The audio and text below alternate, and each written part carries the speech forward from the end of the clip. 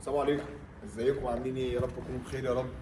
ده بقى الجزء الثاني من الفيديو اللي احنا كنا عاملينه، عشان قلنا ما نطولش في الفيديو. ده الجزء الثاني اللي انا واقف عليه ده كده، اللي هي المرحله الثانيه بقى اللي جابت الشغل.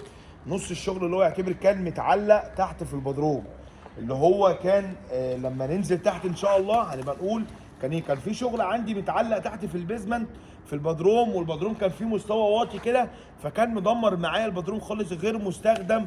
ما ينفعش ان انا اعمل فيه اي حاجه مباني، لان كانت المواسير ساقطه حوالي مثلا بتاع 20 او 30 سم عن السقف. فطبعا لما احنا قلنا في الفيديو اللي فات، قلنا ان احنا البيزمنت تحت استخدمناه، عملنا فيه مباني، عملنا فيه كذا حاجه هنشوفه مع بعض عشان لما ننزل تحت هنقول.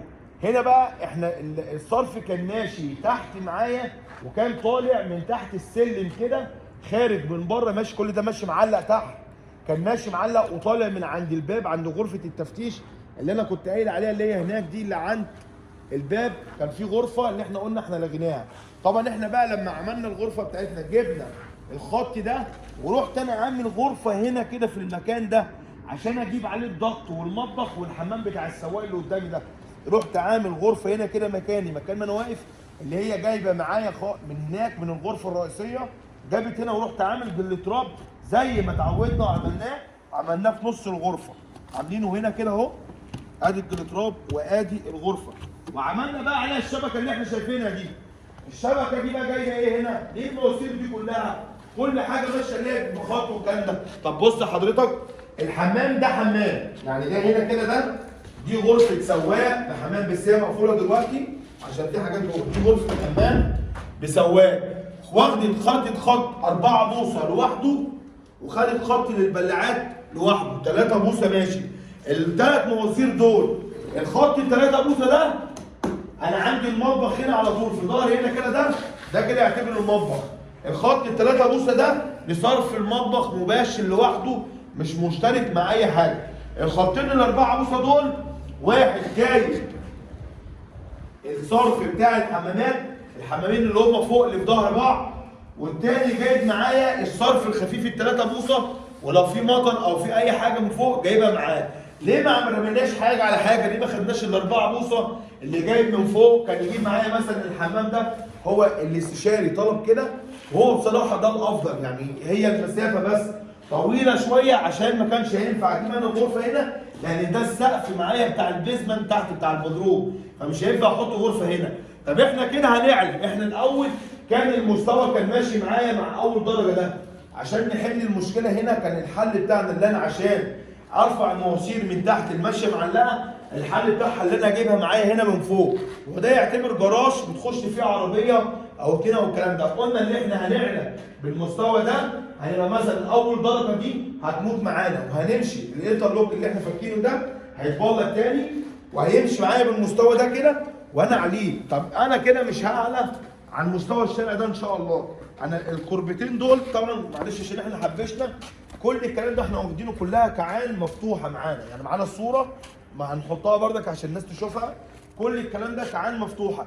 انا خدت الربه اللي هي مشيت هنا كده عدل، وخدت اللي هي الربه دي اللي هي الكعان المفتوحه دي، خدتها في الاخر عشان الراجل بتاع الانترلوك وهو شغال لما يجي جوه هناك كده جاي معايا في العالي، يروح هنا كده عشان يجي يسلم مع الانترلوك ده اللي هو بتاع الكومباوند نفسه، يروح عامل زي رمب بسيط كده ما يبقاش باين معاه. عشان كده انا خليت الغرف جت هنا في الواطي، ومشيت بالحته دي ورحت طالع من هنا من الاخر، عشان لما يعمل الرمب ده يبقى رمب بسيط كده يروح مع الانترلوك، مش هيبقى باين معاه، على اساس لما العربيه تيجي طالعه يبقى ماشي في العدل ويروح طالع معاه كده عشان يسلم مع الانترلوك ده. عملنا الكلام ده كله عشان شلنا الشغل من تحت.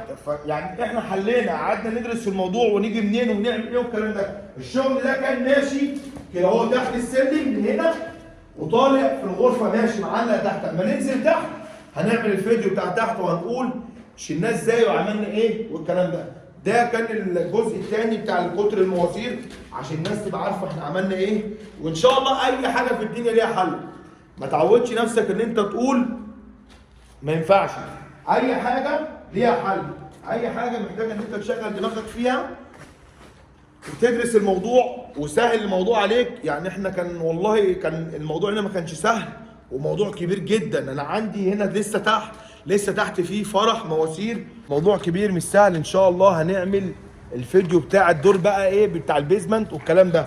وكمان صح قبل ما اختم الفيديو، انا عندي هنا كده لما يبقى عندي هنا في الرامب بتاعي، لو في مطره او لو حد مثلا هيغسل عربيه والكلام ده، انا الكلام ده ما فاتنيش. انا هعمل مجرى هنا، هيبقى في مجرى عندي هنا كده على اول الانترلوك من الاول للاخر، مسافه ال 4 متر ونص دي او ال 4 متر، وهنعمل لها مجرى عملاقه وهنرميها على غرفه التفتيش، هنعمل لها جليتراب او هنعمل لها سافون ترمي عليها.